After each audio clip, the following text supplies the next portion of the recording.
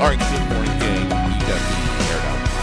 I won't go without a fight. I'm coming back stronger than ever. This is a fight for my life. I'm a winner.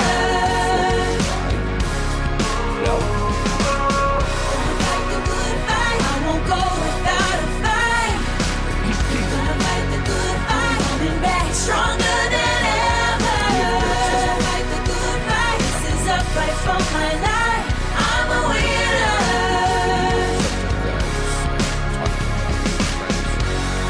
Yesterday at great length during the 4th of July festivities and mentioned that you were going to be on this morning, Garrett. So hopefully we got my new friends tuning in and watching and listening this morning. Good morning, Raylene. How the hell are you? What's Good going morning. I'm good. on? Big fire this morning. We're going to talk with Garrett here in just a little bit about fishing. But what's the deal with the fire this morning? And there was a fire on Hill Street this morning. Around 7 a.m. is when it started. It's out now. I've been told that everybody is out and safe. And that's what matters. Yeah, that's the Yes. bottom line. We don't know anything more. No, it's right at the bottom of Hill, kind of across from the entrance, the Hill Street entrance of Elmwood Cemetery. okay. But that's all I know. Saw the fire trucks coming in, and when I was coming in this morning, there's still a little bit of a detour, maybe, or not? No, that was just opened up as I came down through. Okay. Yep. Wow. If we get anything more on it, we'll post it up. Yes. And there was a big crash this morning over exit 4 Randolph area, Yes, right? the tractor trailer rollover, and I have not heard a lot about that either as far as injuries or anything is concerned. I had not heard anything as of when I left. Okay. Just that it was shut down, and people that were on the interstate at the time it happened, also around 7 o'clock, that were there, and it was a standstill. All right. And I know we have we also want to mention that Vermont State Police are asking for the public to be on the lookout for 74-year-old Kathy Rennie, who was reported missing on July 4th. Police say Rennie, who is from Hillsborough, New Hampshire, was last seen after 9 p.m. on Route 14 in Royalton, Vermont. Yeah. And they believe she's driving a gray Kia Forte with New Hampshire registration 2594889. Okay. So if you happen to see her or have any information, they're asking that you please call the Royalton Barracks at 802-234-9933. Okay. Anything else that's super hot in the news? Not really. I mean, yes, there was tragedy this weekend, which it always seems that those sorts of things happen, but they had a young teen that was missing or believed to be missing, and that was in Athens, and it turned out that he had died while dirt biking. Okay. And so the police say that around 2 p.m. a person reported finding an unresponsive man who had crashed a dirt bike down an embankment off Brookline Road in Athens. And it turned out to be Ethan Witten, 18 of Grafton. Sorry, 18 of Grafton. And he had previously been reported missing. So he died at the scene of that crash. God. And we know that they're still searching for that man who jumped in the water up in Mallett's Bay to save his daughter who fell out of the boat. He got her back in the boat, but he disappeared, and they have not located him yet. So it has turned into a recovery mission at this point. They looked all day yesterday, and they will continue today. Boy. Anything else that you can think of? Not that is real depressing like that. The thing that I can think of that was most impressive for me is the flyovers. If you got to witness the flyovers yesterday, the F-35s, wow, just wow. And thank you to the Vermont Air National Guard for doing that. It was absolutely incredible. It gave me goosebumps, and it's all I could think of. Like, I couldn't get it out of my head. It was absolutely incredible. Where did you witness that? I was at home, so Okay. I think they were headed towards Danville way. Oh my Probably. God. I missed all that. It was amazing. Speaking of speed, what a night at Thunder Road. Jam packed for the 4th of July tradition up on Corey Hill, and just amazing. Mike Bilodeau and Luke Peters were leading the Lenny Shoe and Apparel Flying Tigers. Looks like they got those. Deeper in the pack, we had Brandon Gray and Sam Karen doing well last night as well. Just reading here, and obviously I wasn't there, but and then the RK Miles Street Stocks, the 25 lapper, the Biffer, Mike Gray and Derek Farnham under the green flag. So, and I think the Burnett Scrap Metal Road Warriors were running as well last night. Benjamin Bushy got the win. So Thunder Road going to be back this Sunday, July 7th. It's going to be a big 100-lapper, big showdown for the late models. Round 2 in the inaugural Squire Cup late model Triple Crown. So the racing should be great. And the weather, it looks like it's going to be pretty decent. I mean, not. I don't see anything huge. Do you? No. Any big massive storms or not anything? any big massive storms. We're going to have scattered thunderstorms, but nothing that is going to totally take us out. And it's going to be hot and humid. Yeah. We know that. Did you get a chance to see any fireworks shows? Yes. So I did see some last night. Okay. Where'd you go? What'd you see? I was just at home. Okay. Yeah. All right. Garrett, what about you? We went up to Newport last night and saw the ones up there. Oh, Newport. Right on Memphremagog. Well, they launched them just off of Memphremagog. But How was that? Oh, my goodness. There was at least 100 boats just in that I'm sure. Newport area. It was pretty cool. I'm sure. But pretty good show. So. Groton put on a hell of a show last night, and I was over on the Lake Maury, and that was beautiful. I mean, what a show! It looked almost like it was going to rain there for a little while, around like 8:30, but depending on where you were. But for the most part, I think sprinkles held off, and it was just it was perfect. I mean, the temperature, everything. It was just like the ultimate 4th of July yesterday.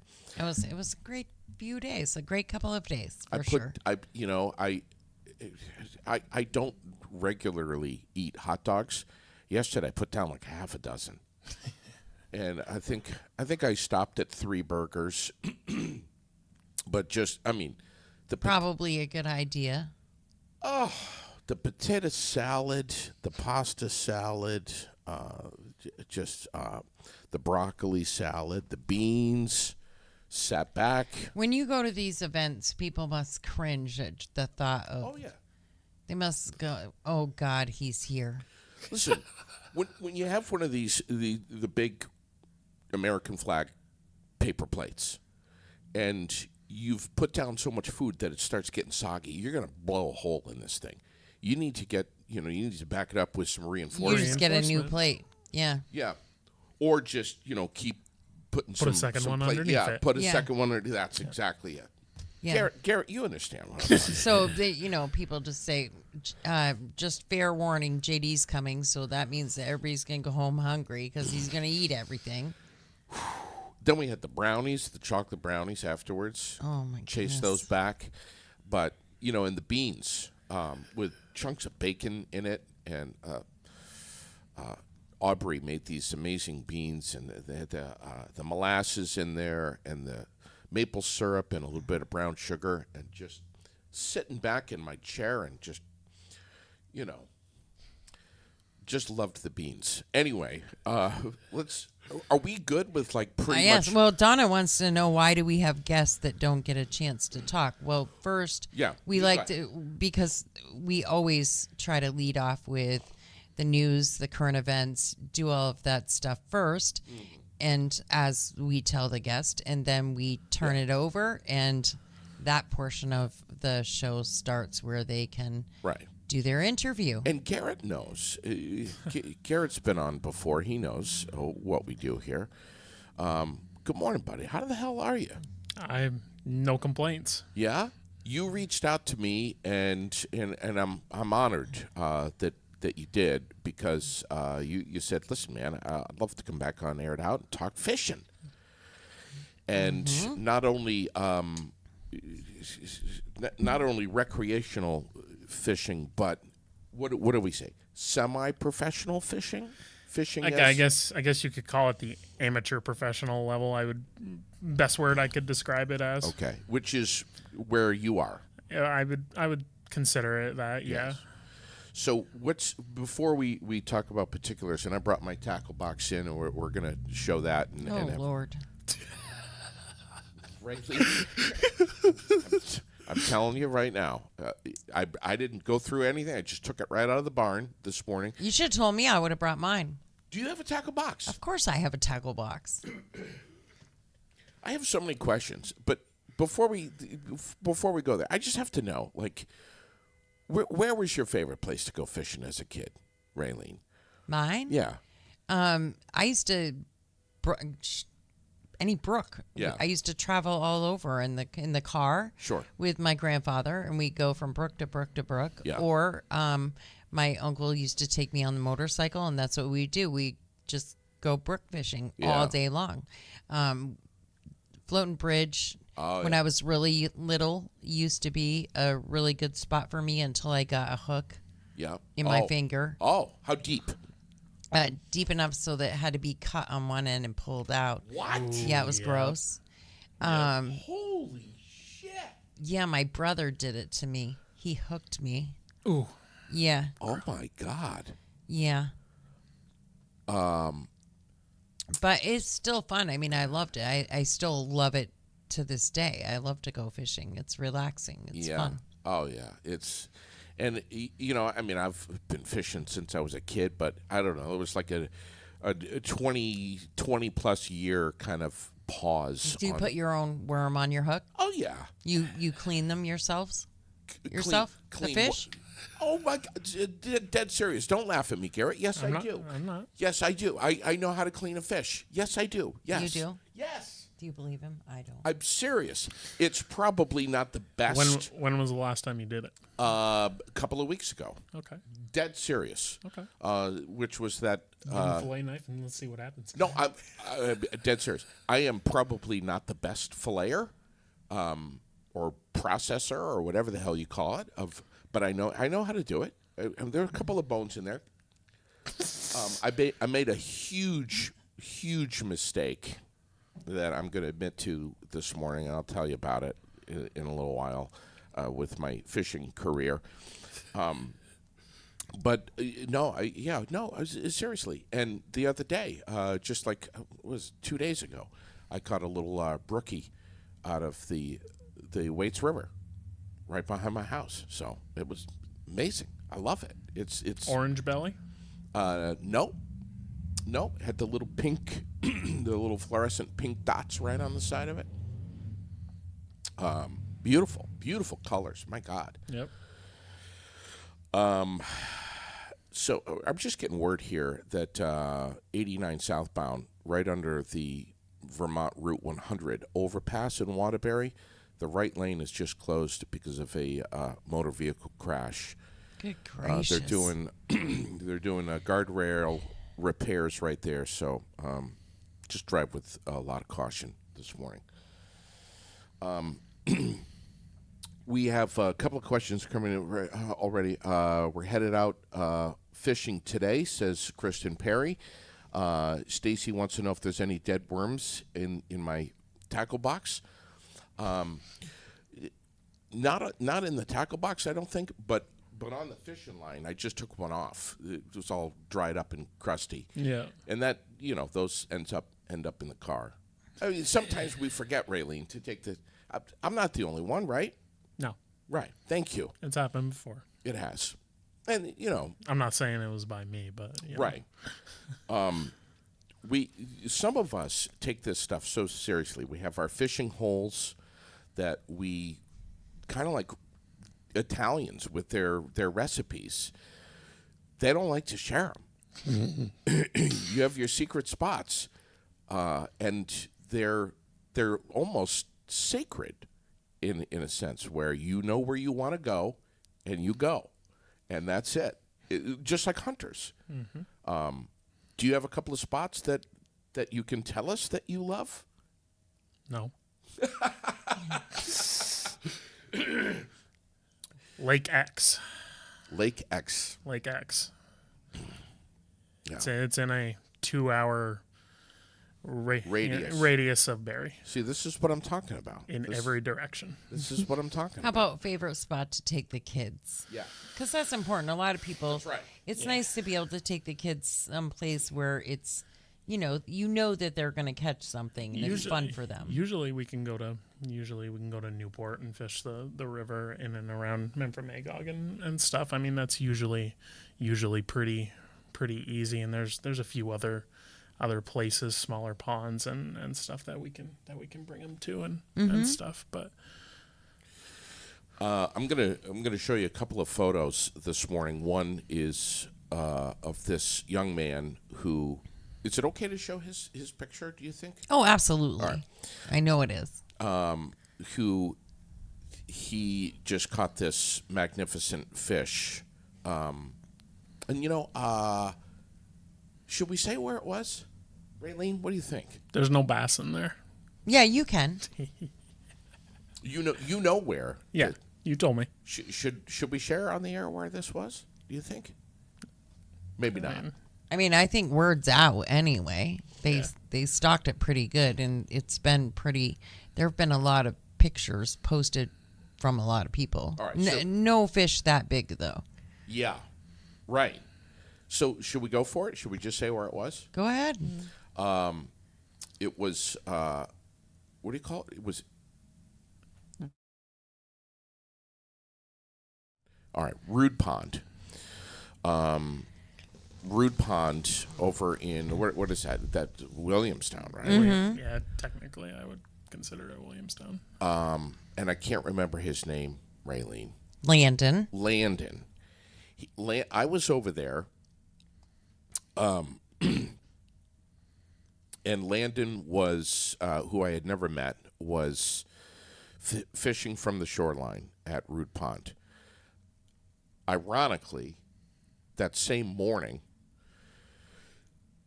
I was chatting with a guy, and I told him I'm heading over to Rude Pond, and he said, if you go to Rude Pond, don't even bother fishing from the shoreline because you're not going to catch anything. Have you ever heard that before about Rude Pond? No. Okay.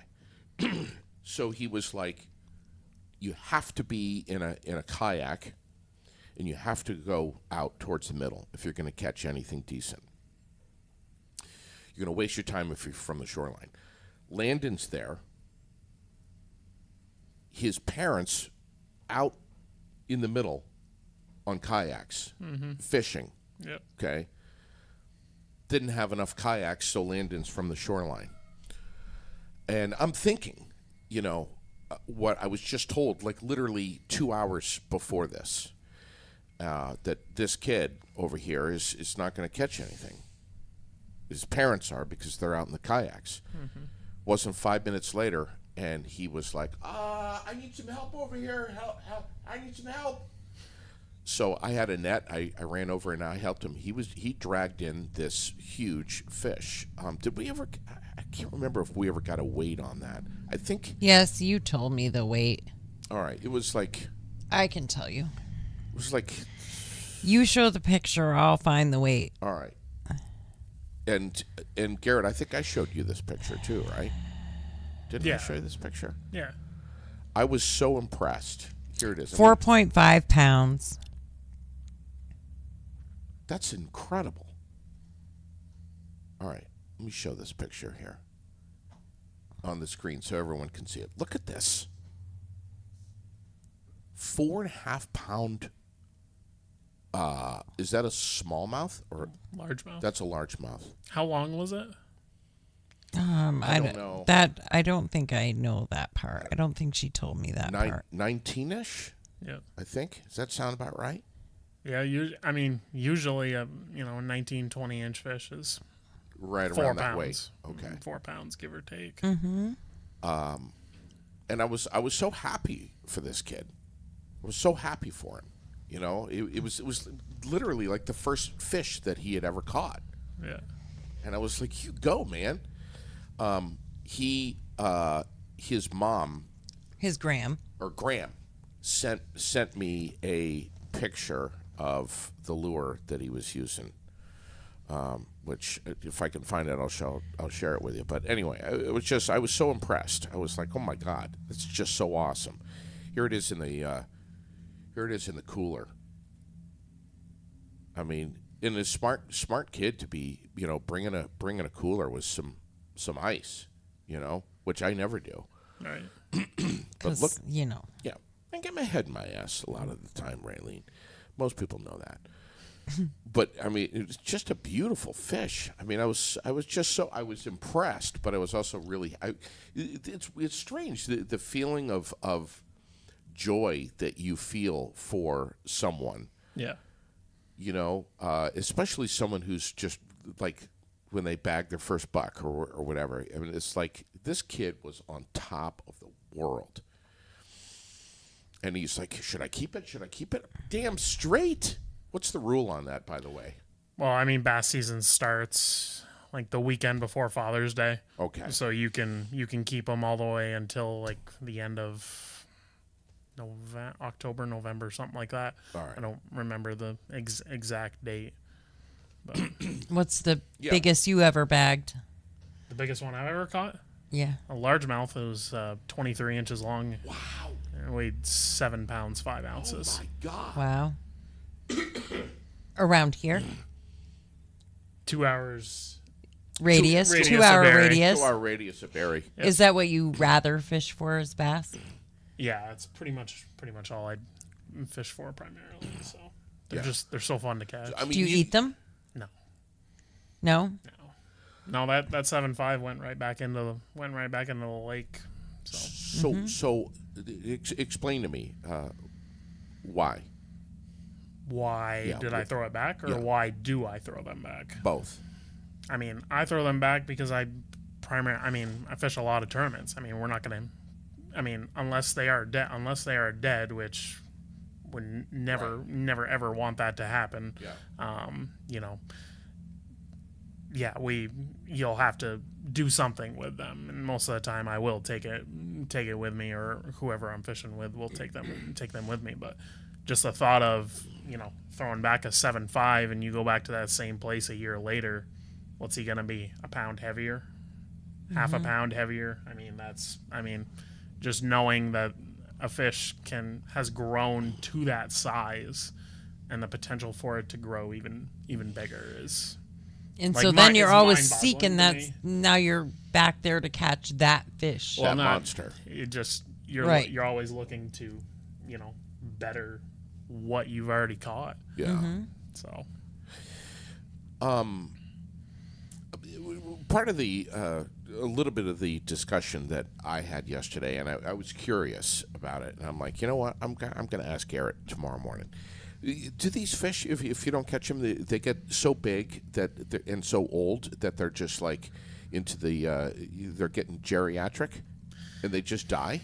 I mean, I guess I would have to say everything would die from old age, for sure. But Yeah. I mean, they didn't get that big by being stupid. Yeah, right. I mean, so I just always wondered about that, but it's. I can't wait to show you this picture of Lily here in a second. Raylene, did I show you this picture? Who I don't know. So, Probably. I can't see it yet. So all right. So Lily and I were out fishing from the shore, and I'm definitely not going to share where it was, but it was just recently, and she really wanted to catch a fish, and I left my fishing pole at home, so we had her fishing pole, which I know you've seen it, Oh yeah. but I'm gonna show JD's such a fibber. It's his, and he lets Lily borrow it. he this. if you gave him an open face real pole, he would what a clusterfuck mess that would be. This is Lily's fishing pole here that I brought in this morning. This is the Disney Moana XL5000 GX model, and it's got Moana right there, so that you could see her. So and this was a gift from her good friend Dwayne, and we still got the hook on here. So here we go. So this is her little fishing pole, which I don't know if you can see. It's it's maybe two feet long. Okay. Perfect size for JD. I don't know what the test is on this line, but it's paper thin. I mean, this is like hair right here. It's, Yeah. What, 2 pound maybe? If I had to guess, yeah, probably 2 pound test? 2, 3, maybe. So we've got a worm and a bobber, and she's on the shoreline, and I cast it out for her, and she's just sitting there. And all of a sudden, there goes the bobber, dips underwater, and she had a fish, and it didn't fight for some reason. Which is weird because when you showed me that picture, I'm like, Yeah. how in the hell Hell. did that Monster. stupid thing not fight? I know it. For whatever reason, it didn't fight. It was a real.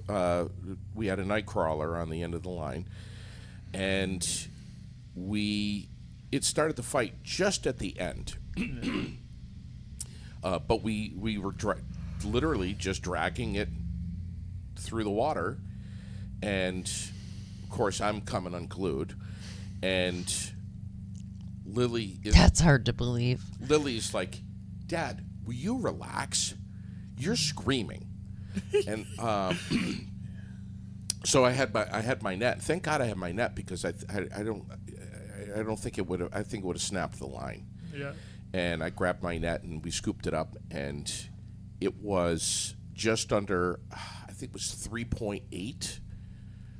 I think it was 3.7 or 3.8, something like that. And it was like 19. I want to say 19 and a half. Yep. I'm trying to remember.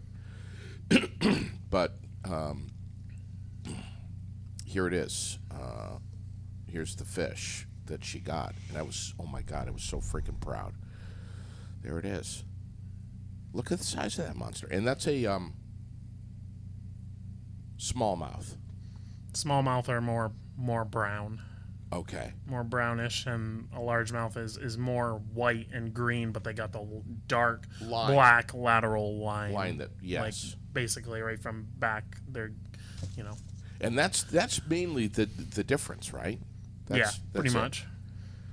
Some of the smallmouths that I've caught, I mean, over the last couple of years, over basically everywhere, St. Lawrence River, Champlain, and stuff. Some of them have like tiger stripes on them, and they're so beautiful. They're just super, super beautiful.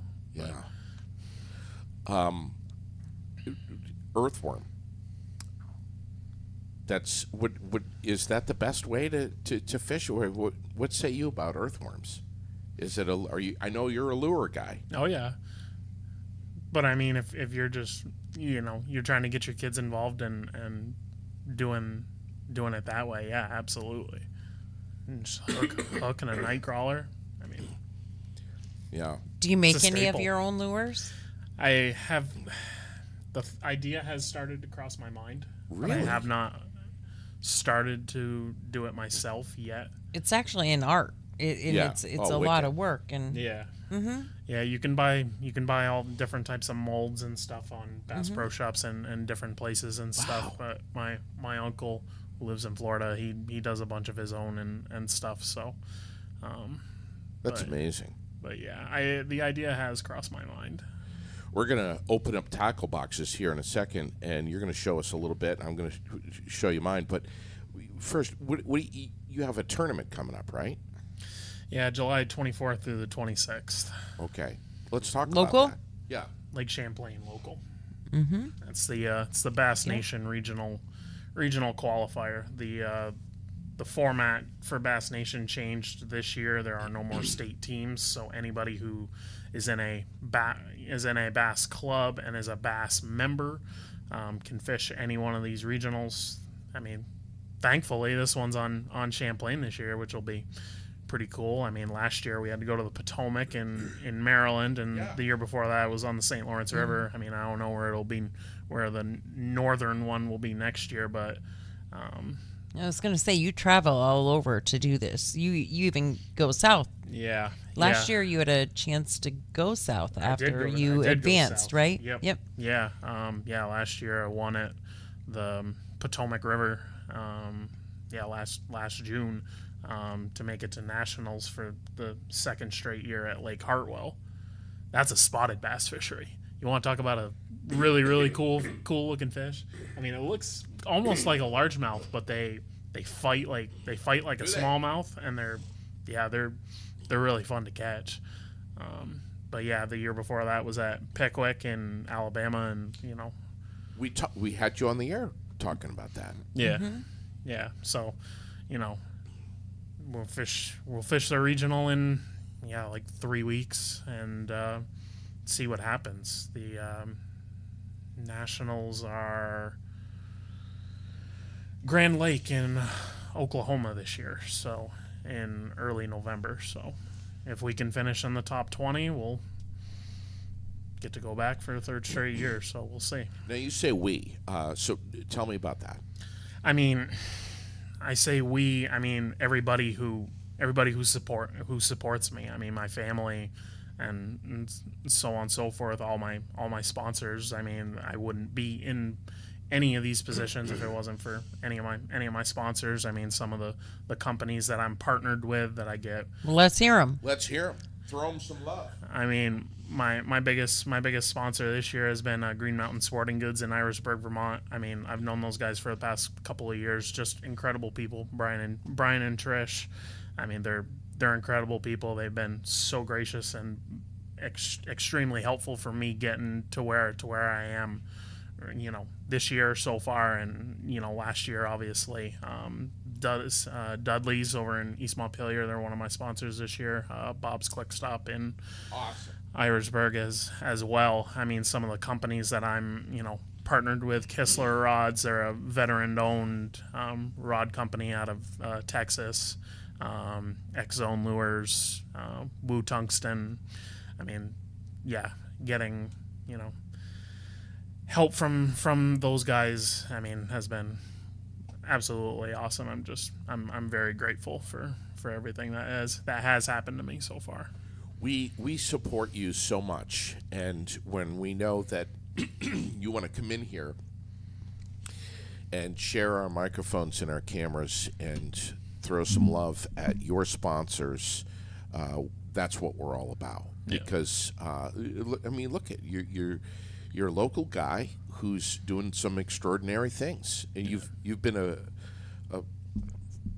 fisherman since you were a kid. Yeah. And this is something now that that you've shifted gears and taken to a whole new level. You're very serious about this. Yeah, I kind of, the opportunities of, teams having high school bass fishing teams and so on and so forth. I wish that was a thing when I was in high school. That would have been been sweet, but I picked this, I didn't have the confidence in myself because, like you said, I mean, I just fished local places and Right.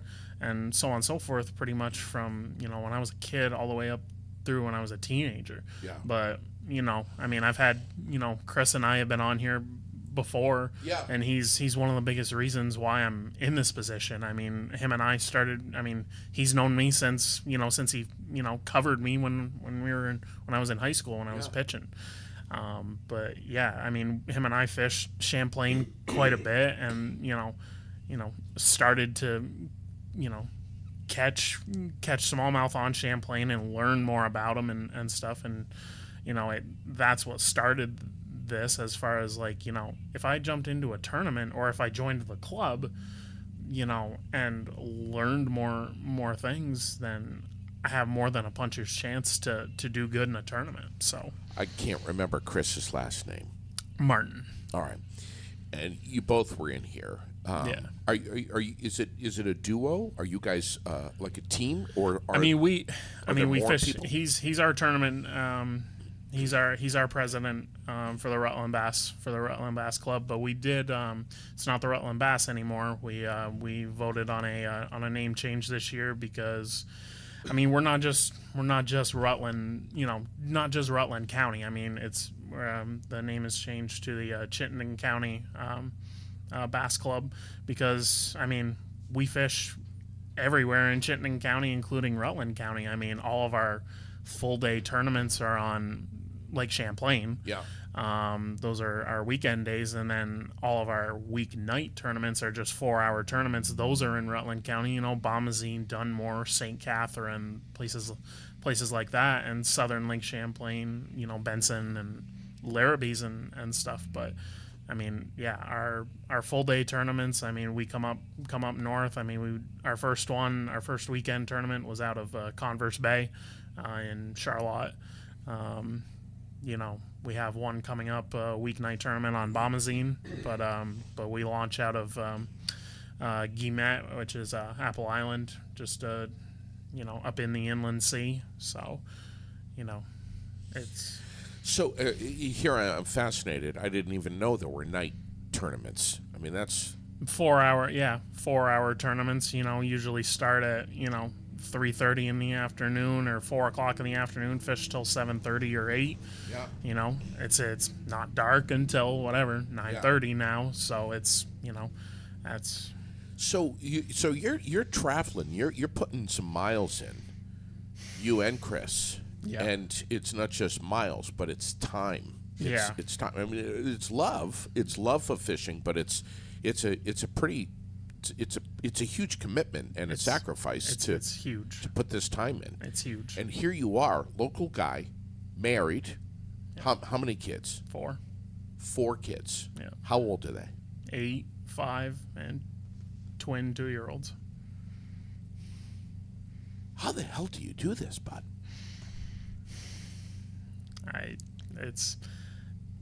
You only live once, so I mean, if you got a dream, chase it. I mean, there's no other way to really say it. I'm saying that your wife kicks ass because she's driving the bus while you're out fishing.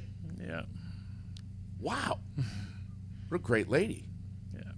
She obviously and Raylene, you know her. Mm-hmm. She obviously understands and gets your passion and supports you in a huge way. I mean, the thought of getting to, you know, the highest level of, you know, tournament bass fishing is what, you know, is what drives all of us. Right. This is not a lady that's like, oh yeah, honey, I'll stay home and take care of the kids this weekend. You go out and put back a few beers and with the boys and just go fishing and have a great time. This is not that situation. No. I love it. I love this. Show us your tackle box first. I mean, I brought a few things because when we talked the other day, you said you were gonna bring in yours, and I'm like, well, I mean, I can bring in a couple of things. Sure. Like people that are watching, you know, that are, you know, interested and are like, if they're just looking to, get their kids out or so on and so forth. I mean, these are just simple things you can buy at your local Walmart, anything, Okay. anything like that. It's not super expensive, and just go out there and have a good time. This basic stuff. Yeah. Okay. I just brought in, a couple Yeah, different things. I That's said, your tackle box? no. This is his. No, yours. The little one here is yours. Yeah. Yeah, I mean, it's just got a few, like I said, it's got a few things to, this thing, it looks like it's not going to catch hardly anything at all. okay. It's just a 5-inch Giri Yamamoto Senko. Okay. I mean, I basically only throw this one color. It's black with blue flake, and it's got a little O-ring right in the center. So when you throw a hook on there, all you're doing is throwing it. You're getting in between the worm and the rig, and it's a natural, natural fall. And you can bomb it out there on a spinning rod, and let it sink to the bottom and just slowly hop it back. This Okay. is what I caught This is what I caught my 7.5 on. This is what I've caught a 7-pounder on. I need to see that thing. This is what day 3 at regionals last year on the Potomac. I caught almost 11 pounds worth of bass for 3 fish just on this. And On that's that the one only lure. that's the only reason I got to nationals last year. Was because of this. Not necessarily an expensive lure. Oh God, no. A package of these. I think there's 8 that come in a pack or something like that. You can get them for $3 or $4. yeah. Unreal. Yeah. I mean, they got these, they're called an O-ring. I mean, it's an O-ring tool. So, I mean, that's all it is. You got a few of them on there. All you're doing is sliding it basically right to the center of it and pulling it down. It just, Okay, I need one of those. I need to see how that. I don't know. What are you laughing about, Rick? I don't know how that thing works, but I need to get one of those. So I mean, I usually go on the fat end of the worm because I mean, Yeah. usually, yeah, and you can tell how this one is Sure. kind of the bottom of it. So all you're doing, I mean, I'm sliding it because they have this smooth part right here in the middle where I mean, you can hook just a regular hook through, Yeah. and wacky rig it that way. Yeah, but, that's- fishing with an O-ring, you're not creating those holes in the, you're not creating a huge hole inside of your. Well, that's inside what of I your always worm. do. Shred it to shit. Exactly. Looks horrible. So all you're doing is just taking one off of this, sliding it down this, Yeah. and Oh, I gotta do that's that. all it is. Yeah. And I mean, throw any size. I mean, not any size hook, but usually I go with a one-aught hook on it, and that's basically it. Okay. I mean, a couple others. I mean, that I've just started fishing this. I just started using these guys this year. This is a Beast Coast Fishing open water sniper. If I can get it unhooked from that. So this thing is an absolute menace on Champlain. Like it's the way the head is designed. It looks exactly like a football. Yeah. Right? This is a 1/4 ounce open water sniper from Beast Coast Fishing. It's actually the color on it. All these skirts are hand tied by the guys there. This is actually this color is called Dirtbag. It's called the Dirtbag color, and all I got on it is just a little Berkeley Maxcent Little General on there. It's like a Ned rig essentially. It's super easy to fish it on a spinning rod. I mean, this one is a 1/4 ounce, so I fish it on a spinning rod. If I go up to a 3/8 or a 1/2 ounce, I'll bump it up onto a bait caster because you can bomb these things. They're 97% tungsten, and you can bomb them anywhere. So, and this time of year when the bass are out deep, especially on Champlain, I mean, fishing in around weeds, fishing in around rocks, I mean, you're gonna catch them. So It'll go through weeds, okay? it does go through. I mean, it's not going to go through thick, dense, Right. heavy weeds. Sure. I mean, because it's an open hook. But if you're fishing around sparse weeds and you're you feel it hung up on it, and you pop it free, 90% of the time that's when a bass is going to hit it, because it's just a reaction strike, basically. You can bomb that one, Raylene. Bomb it. Bomb it. It's Put it out there. Bomb it. because this time of year, especially on Champlain, some of the Elite Series guys last year were fishing, bait piles in 40 and 50 feet of water, and Sure. all they're doing is just fishing individual smallmouth. Yeah. Underneath these bait clouds. But if you're fishing, if you don't have the luxury of forward-facing sonar, which is, the biggest thing in bass fishing right now, if you don't have that luxury, and if you know the lake really well, and you're fishing a hump in 10, 15 feet of water with sparse weeds and rocks, just bombing that out there is, your odds are just as good as any. So Ever since Lily caught this big bass a couple of weeks ago, now, and I'm not joking here, now, like literally every night, she wants to watch Wicked Tuna, yep. Which you've seen. Oh yeah. You've seen that show. So she loves it now. Loves it. Do you ever want to get out in the sea? Do you ever do any deep sea fishing? You ever go for any bluefin? I haven't actually. The couple of my buddies from New Hampshire, they're actually out striper fishing today. But that thought has crossed my mind to go out and catch stripers. That would be pretty cool.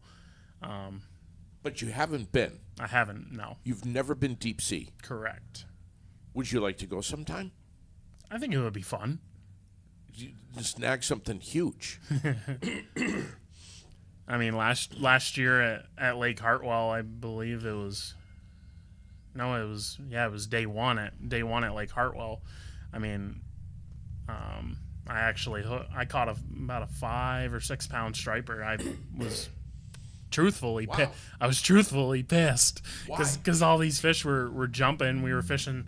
My boater and I were fishing this point where it dropped off, and the way these bass, like on Lake Hartwell especially, it's a herring lake, so they're feeding on blueback herring, which is about that long. Yeah. So that's why it made a really, really good topwater bite, basically.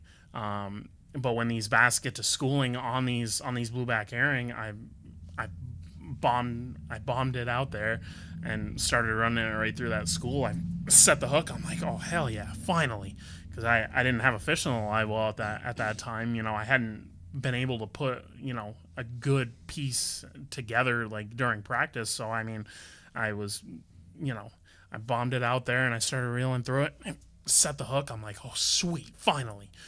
And as soon as I got it close to the boat, I'm like, motherfucker, it's a striper. Oh my God. Yeah, like I said, it was like a 5 or 6 pound striper, but I was pissed. Oh my God. I thought I had hooked onto like a good largemouth or a halfway decent sized spot. Did you eat it? Do you like fish? I do like fish. Okay. Yeah, most of the time I just keep them during the winter time. Yeah. And stuff. If I'm out pan fishing and stuff, perch, crappies, that sort of thing. So the salt is okay, but you really are a freshwater guy. Yeah. Yeah. Lakes or streams or rivers, or what do you prefer? It's a whole different bag. It's There's a lot of fly fishing here in Vermont. Oh, yeah, I know there is. That's what I did when I was growing up in Worcester before I actually started, quote unquote bass fishing. Yeah. I caught more than my fair share of brookies and rainbows right behind my house. Yeah. And but you stuff. prefer a lake? It's weird because after I came back from Pickwick 2 years ago, I told myself I would never ever say a bad thing about Lake Champlain ever again. Yeah. Because it was a tough tournament. It was Sure. a tough tournament for everybody. But yeah, I would say, the Potomac River was good to me. The St. Lawrence has always been good to me, but Champlain usually is always good to me too. But Raylene used the word art with referencing making lures and tying lures, and I'm thinking of fly fishing here, and it really is an art. But it's also to make lures. Yeah. But it's also an art to fish with. You could have a great lure, but if you don't know what you're doing with it, you don't have the right equipment and the right knowledge of where to place that and how to have that act in the water, you're not going to catch anything. So that's an art too. I mean, the knowledge that, I mean, basically since I joined the club to now, I mean, the amount of knowledge that I've picked up from every tournament that I've done is Amazing. just it's incredible. I want you to open my toolbox, and you'll see that, or my tackle box. You'll see that there really isn't a whole hell of a lot of knowledge here. Simple, yeah. Same with his toolbox. My toolbox. And basically what I do when I get to the lake is I open that up and. Is there anything at all in there that you would actually use? That's what I want to know.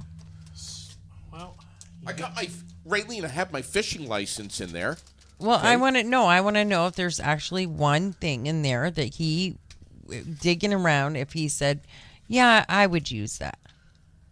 I would definitely use this All right, so on a different setup. all right, I Not Lily's pole. I Not mean, a- JD's pole. Yeah. Yeah. No, I mean, something like this can be thrown on like a small shaky head, which is essentially just can't say a half moon jig, but it's got a flat bottom because it's gonna sit like this. Yeah. So the worm's gonna sit in the water like this. Okay. With the head fully on the bottom. That would be a good setup for a worm like this. all right. Because it's gonna. That's kind of that lure is kind of screwed up right now. Oh, I can tell a little bit. Yeah, can you fix that for me? I'll throw you a few bucks. But yeah, either this or one of my favorite ways to fish is on a drop shot. Okay. So, I mean, I don't have to get into how to rig it. Yeah. But Well, you do off the air, but go ahead. yeah, I mean, I would throwing that style of worm on a drop shot, which is, I mean, basically it's a 3/8 to a ½ ounce weight below your hook, and you can Texas rig that so that it sits and it'll sit parallel just like this in the water column. I mean, it's one of my favorite ways to fish. I mean, I've caught. Would you go fishing with me sometime? Would I? Yeah. Yeah. Okay. And I mean, Yeah, so he could teach you a thing or two. That's it. Yeah. I mean, this little thing. I mean, you can throw this on basically any spinning rod. I mean, Is that a top water lure? yeah, Okay. it's a small walking topwater. So all you're doing with it is, I mean, I hold my rod tip down as close when I'm throwing a topwater, like close to the as close to the water as I can. Yeah. All you're doing is just Dragging it across. Okay.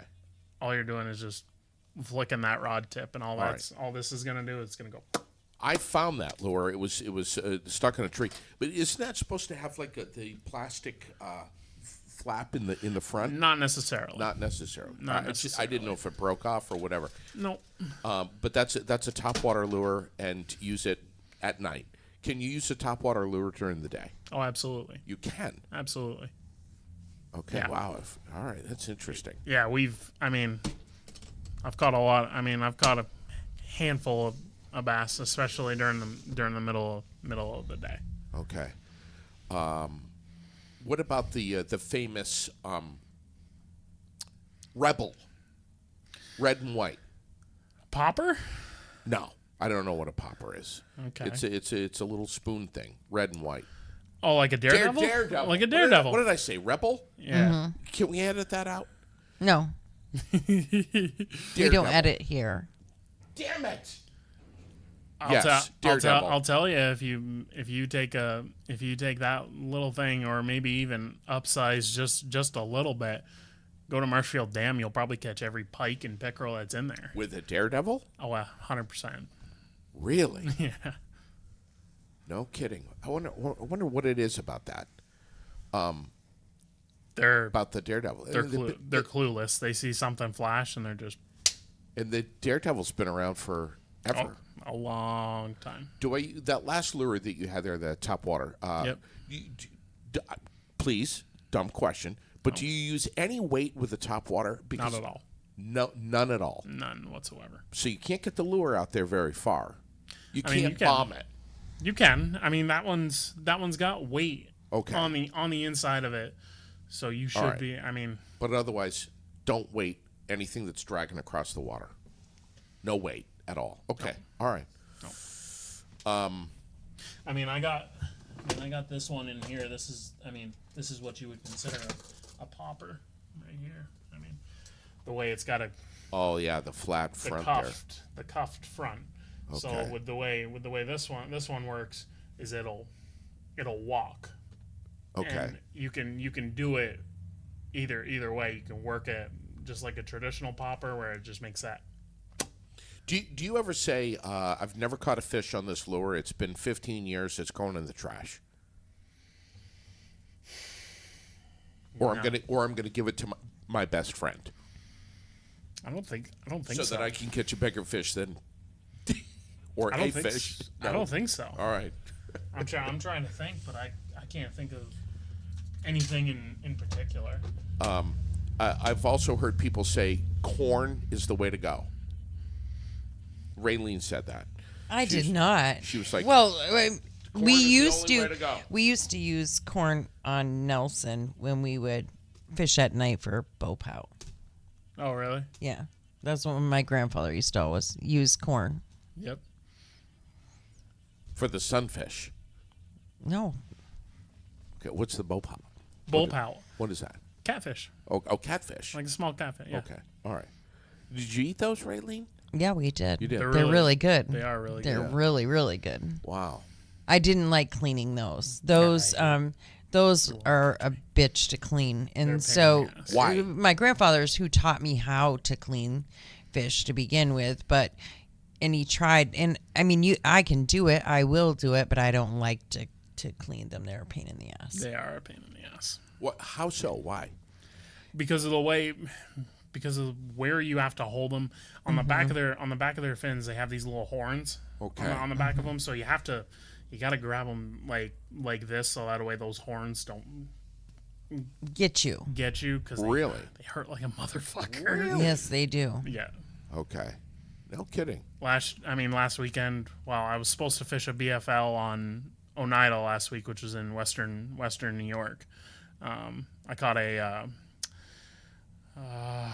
bowfin, probably about a 2-footer, maybe a little bit bigger. Okay. You want to talk about some gnarly teeth on them? I mean, you can Really? You can catch them on Champlain as well, but thumped my chatterbait, missed it the first time. I caught him again, but I'm like, I was prepared to cut that chatterbait and let him have it because Wow. I wasn't putting my hands anywhere near that. What that about motherfucker's teeth? What about pickerel? I mean, forget it. Truthfully, they are actually pretty good. But Okay. I'm not gonna waste my time trying to clean Right. one of them. A lot of bones. A lot of bones. A lot of bones. Yeah. But- Same with pike. but Pike ta- is really good too. I But mean, tasty meat though. But a they're lot good. of bones. Yeah, they're both white meat. Yeah. Okay. But you'd throw it back. Oh, 100%. Just final question here. Unless Raylene, do you have any questions? I'm good. What happens if the fish swallows the hook, or if the hook is really deep? And I see you sighing about that You because it's like, you try your best to make sure. I mean, What do you that do? doesn't happen. yeah. But how do you try to not have that happen? I mean, Is it the way you I don't set know. the hook? Even some fish. I mean, yeah, it's hard to explain. I mean, most of the time, if they got it way down in their throat, Yeah. I mean, you'll have to come up through the gill plate depending on where it's hooked. Yeah. Some of them don't even bleed. Others bleed like a stuck pig. And die quickly. I mean, not necessarily. I mean, sometimes, but it's tough because if you're fishing in a tournament and you throw it back, I mean, the potential of it dying Yeah. is definitely there. Okay. But the thing about it is, if you don't think it's hooked super deep and you put it in your live well, like say it's a part of your 5 fish limit, you can't call out a dead fish. So let's say I catch one and it's breathing okay, but then I get it in the live well, check it an hour later, and I catch a bigger one, bigger than that one. If the one in my live well is dead, I can't throw that dead fish back. You can't. Right. Of course So not. Of course not. yeah. So how do you get that hook out when it's so deep? Do you get in there with some pliers? Yeah, Pretty deep. Yeah, and you usually have to go up in underneath it through its gills. Do you pull the hook out or do you push it through like turn it. Raylene's finger? You turn it. Basically, you got to turn it and then pull it out. So, depending on how it is. Yeah. In a perfect world, I mean, they're hooked perfectly right in the top of the Yeah. mouth, and all you gotta do is just Right. pop that thing free, and you're good. I know.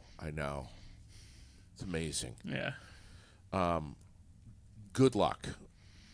Tell us one more time when your tournament is. And tell us how to find you and Yeah, all of oh my that God, stuff. your social media, yes. I mean, all my social media pages. I mean, I have my main Facebook account, which is Garrett Alexander Sicily, and then I have my fishing page on there as well, which is Garrett Sicily Fishing. You can like and follow me on there. Follow me on Instagram, Garrett Sicily Fishing, TikTok as well. It's all Garrett Sicily Fishing. You can see basically everything from every tournament that I've done for the past 3 years or so. Yeah. How long have you been doing tournament fishing? About 3 years. 3. Okay. All right. Yeah, I mean, yeah. It's been back-to-back years making it to nationals. I'm just trying to get back there for the third straight year, and hopefully, if Champlain shows out, can do well in that tournament. July 24th through the 26th, we're launching out of Plattsburgh. It's a Wednesday-Thursday tournament. At the end of Thursday, if I'm in the top 20, I'll get to fish on Friday. But that's basically just a fun fishing day, to see how much of a bigger check you can get. Because after 2 days, whoever's in the top 20 qualifies for nationals, and it's basically that Friday is like a fun fishing day. You're swinging for the fences, and you're trying to get a win. Wow. You get to hold up a nice big blue trophy. You're always looking for supporters and sponsors Yeah, to get behind you right. and Chris. Yeah, it's not a cheap sport. No. Who owns the bass boat that you're in? The fishing boat. I mean, everybody. I mean, not any one person in particular. I mean, I've got so many. I've got so many buddies that I can just hop in the boat with, and basically quite often. So, but yeah, the guys that I'm fishing with in these bigger tournaments, I mean, they come from here, there, and everywhere. Last 2 years at nationals, both of my guys have been from Louisiana, so that was pretty cool. I fished with a guy from Indiana on day 2 last year. They teach you a few tricks. Without a doubt. Yeah. I've learned something new from everybody that I've been in the boat with, for sure. And I'm guessing when you're out on the water, when you're fishing, that's 100% where your head is, Yeah. where your focus is. Yeah. I mean, it's different. The mindset is absolutely different with fishing a tournament, and you're just trying to do the best that you can. But it's also, I'm still out there having fun. That's the biggest That's the thing. bottom line. If anybody that wants to start, doing this, I mean, the sport of bass fishing has grown, like exploded. I mean, pretty much since COVID, really. Yeah. I mean, during that time, what were people doing? Basically, right. If people weren't cooped up in their house, Right. I mean, people are just getting out fishing. Absolutely. So it's like, it's been the biggest sport growing in the last 3 to 4 years. I mean, That's right. The high school collegiate circuit. I mean, Really? everything is incredible. And you think COVID was part of the the insurgence of that? 100%. Yeah, isn't that so interesting? Yeah. Wow. So yeah, I mean, we're launching out of Plattsburgh July 24th through the 26th, and we'll see what happens. Hopefully, we can punch our ticket back to Grand Lake in November. One more time on your social media so folks can watch and see your progress during that tournament. Yeah. My normal Facebook, you can follow me on my normal Facebook, which is Garrett Alexander Fishing, Garrett Alexander Sicily, sorry, I should say. And my regular fishing page is Garrett Sicily Fishing, and all three, I mean, that, my Instagram, and my TikTok as well. I do have a YouTube channel. I have been very lackadaisical and not kept up with it that greatly, but my YouTube channel is Garrett Sicily Fishing as well. Okay. So, wow, we're gonna be watching what you do, I appreciate it. and we'll be looking for pictures. The goal is 12 pounds a day, hopefully. Wow. Wow. Thank you, Raylene, for just great questions this morning on this guy. Yeah. And you've known him for a long, long time. I have known him for quite a while. Quite a while. Garrett, we're already proud of you, man. Thanks. Much appreciated. And we have to say before we go, we Yes. had a couple things that we have to make sure that people know. Yes. First of all, it's finally Friday, so tonight's the big night at the Den. Tom Paquette is going to be there performing. For those that don't know, he's this amazing country music artist Yeah. who has toured all over the U.S. He's doing a New England tour right now, and that just happens to include Williamstown, Vermont. I got a chance And to listen so- to him a little bit. Yeah, online. he's amazing. Unreal. So that's all taking place tonight at the Den. Go over, grab some dinner first, settle in. A $5 cover for Tom tonight, and they'd love to see you there. He takes the stage at 8:30. It is finally Friday. Thank God for that. And yes, so check it out. And then we do need to remind people, just give another heads up, that Giroux General Transport, their new class is coming out right around the corner. July 29th is the next class, and you can reach out to Tracy for that class at 802-279-3325. There are grant applications and grants available, all kinds of things that she can help you out with. So don't go it on your own. Don't think you're on your own. She's got you. You call over there. She'll help you with whatever it is that you need to do to get enrolled in that class July 29th. And if you are thinking about it, call DMV right now, because Yes. you have to get your permit first. Have to. That is something new with all of the other things that changed Yes. at the Vermont Department of Motor Vehicles. That's right. So give Tracy a call, 802-279-3325. All right. Thanks, Raylene. Thank Have you, a Garrett. great weekend. Thank you guys. Yeah. Appreciate it. And I want to chat with you off the air about the rest of the contents of that tackle box right there. Okay. All right? All right. You want me to get the garbage can?